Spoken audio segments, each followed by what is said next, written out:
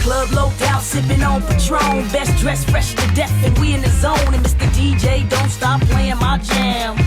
Don't stop playing my jam. Posted cool deep in the VIP, and we doing big things, baby, B.I.G. And I just want the DJ to play my jam. Don't stop playing my jam.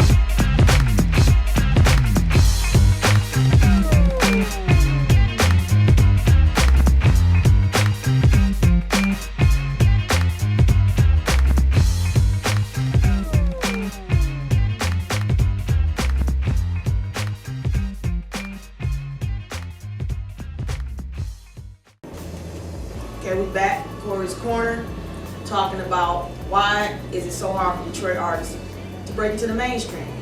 I got my guest with me here. To my close right, Tyrone Bradley, record pool director. To my far right, we got Miss Smiley, music director. That's right, music director of 102.7. We've been talking about just basically taking it from the street to radio, mastering, mixing, a little bit of BDS. Now, my whole thing is like when they come to you, Tyrone, should the record, of course, be mastered, mixed, all of that? Will you play it if it's not? No.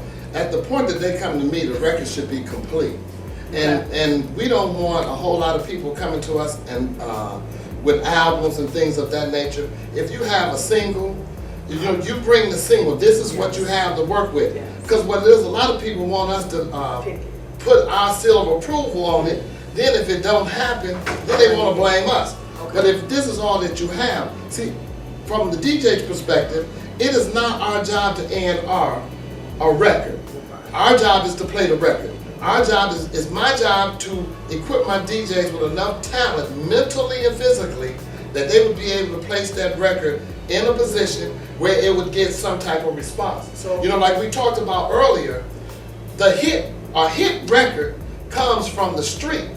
It don't come out of a box. So when you say it comes from the street, what do you mean by that? Meaning that anything, radio, the main gist of radio is to breed familiarity into the record. That's the reason that you want your record on the radio, because you would say the more people hear it, the more they will like it. Right. Because oftentimes we hear records we absolutely hate, but the more you hear them, you find yourself singing them. Yep. You find yourself involved in the chicken noodle soups and the walk this ways and all of that. But so what happens is that you can come to the streets where the birth of the records are, where it needs to start, and then you would get the DJs to start playing them, the people to start singing them. If the performer can perform, that is a plus. If you cannot perform, don't go in front of the people or the DJs, because that'll kill your record worse than anything. Right. Yeah. And so with them building the momentum in the streets, then of course, Smiley, y'all gonna hear about it, right? We're gonna hear about it. You're gonna hear about it. And we're gonna find you. We don't need you really to find us. Right. People come in on Wednesdays and they are just lost, absolutely ignorant of everything from mixing, mastering, BDS. And the first question I ask them is, do you know Tyrone Bradley? And when they say no, you're not ready. You're not ready. Exactly. Because you should have already seen him. You know what I mean? You should have seen him already. You should know who he is. I mean, he's over like a bunch of the top DJs. So why wouldn't you know this guy? Yeah, so, exactly.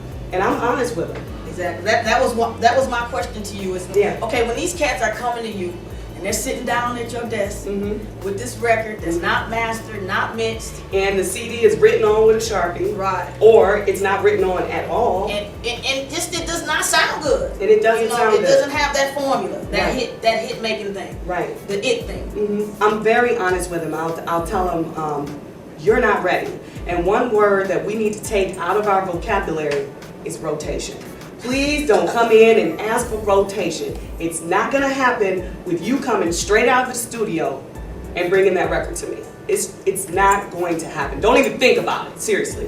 But I have to be honest with them because I don't want them calling me back talking about when you're gonna play my record. Right. So when you walk out of there, you know where you stand with that station. Right. And I think that's a good thing to have in your character, is just to be honest, because a lot of the artists get mad. I mean, pissed because a DJ said, "Man, I got you. I'll play your record," or you know, one of the radio personalities they done ran into in the streets, you know, 'cause you know they'll chase you down, find out where your party is, they coming to you. You know what, and I don't know how you feel about this, but when you're at a club, let's say Sips on Friday, Okay. and you're on the air, and you working, and you have to respect that as an artist, that she is working, she is doing her job. They don't get it. So for you to walk up to her with the CD wrote on, ain't mixed, ain't mastered, and say, hey, can you play this? Or even just to walk up to Wax Tax and Dre, who's on the DJ, you know what I'm saying, on the turntables, and say, hey, dog, stick this in right quick. You know what I'm saying? It's the shit. It's not gonna happen. Right. It's not gonna happen for a couple of reasons. For one, his CD, like you said, MP3s. Serato, which is, you know, the what they work off of is the software. They're not getting ready to stick a CD in. Right. It's on MP3. Right. So that's the format that they need, first of all. Exactly. And then second of all, it's not approved. We don't know if it's clean. You know, we don't know what it sounds like.